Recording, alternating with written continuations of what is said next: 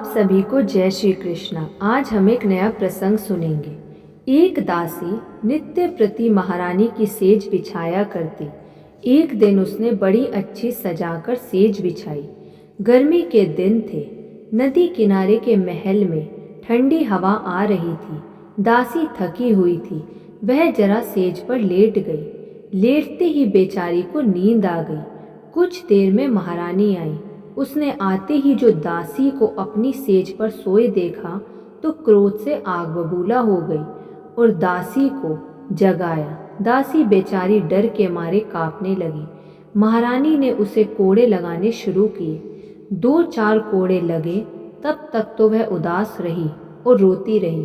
पीछे उसका मुख प्रसन्न हो गया और वह हंसने लगी। महारानी को बड़ा आश्चर्य हुआ। उसने प्रसन्नता का और हंसने का कारण पूछा। तब दासी ने कहा, महारानी जी, कसूर माफ हो। मुझे इस बात पर हंसी आ गई कि मैं एक दिन थोड़ी सी देर के लिए इस पलंग पर सो गई, जिससे मुझ पर इतने वैभाव कोड़े पड़ रहे हैं। ये महारानी रोज इस पर सोती है, इन पर पता नहीं कितने कोड़े पड़ेंगे, तब भी ये समझ नहीं रही हैं और अपने भविष्य पर ध्यान ना देकर मुझे मार रही हैं। आपकी इस बेसमझी पर मुझे हंसी आ गई। एक नाई ने किसी राजा साहब के तेल मलते मलते यह कहानी कही और इसी से उनको वैराग्य हो गया और वे राज छोड़कर घर से निकल पड़े। अगला प्रसंग। राका बाका पति पत्नी थे। बड़े भक्त और प्रभु विश्वासी थे। सर्वथा निष्प्रह थे। भगवान ने उनकी परीक्षा करने की ठानी। एक दिन वे लकड़ी लाने जंगल को जा रहे थे। पति आगे आगे चल रहे थे, पत्नी पीछे आ रही थी। राह में किसी चीज की राकी जी को ठोकर लगी। उन्होंने देखा सोने की मोहरों से भरी थैली खुली पड़ी है।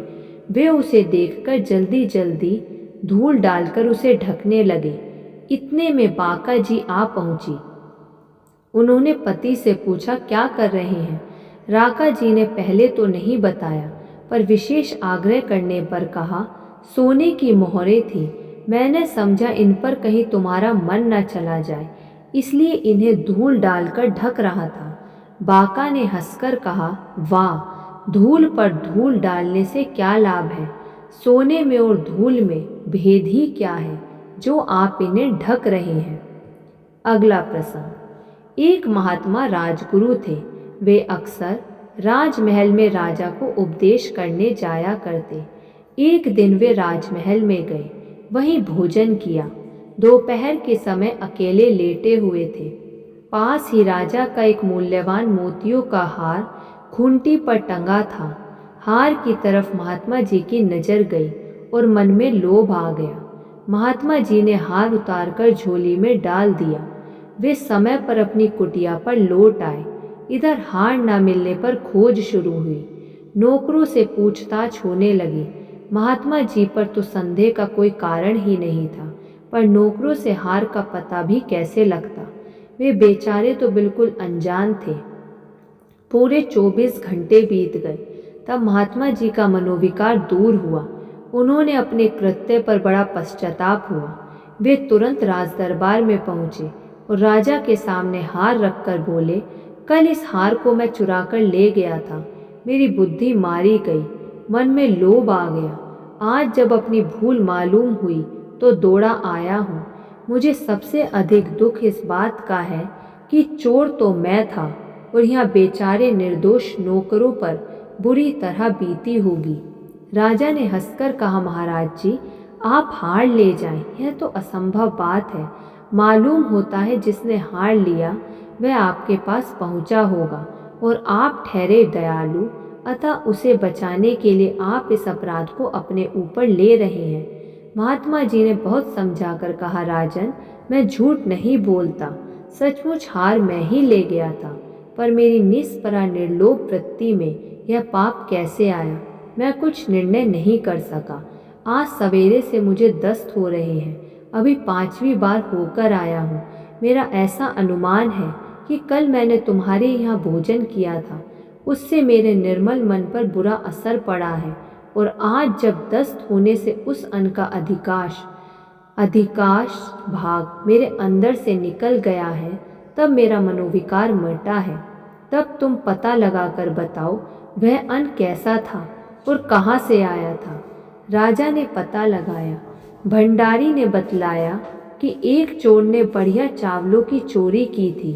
चोर को अदालत से सजा हो गई, परंतु फरियादी अपना माल लेने के लिए हाजिर नहीं हुआ, इसलिए वह माल राज में जब्त हो गया और वहाँ से राजमहल में लाया गया।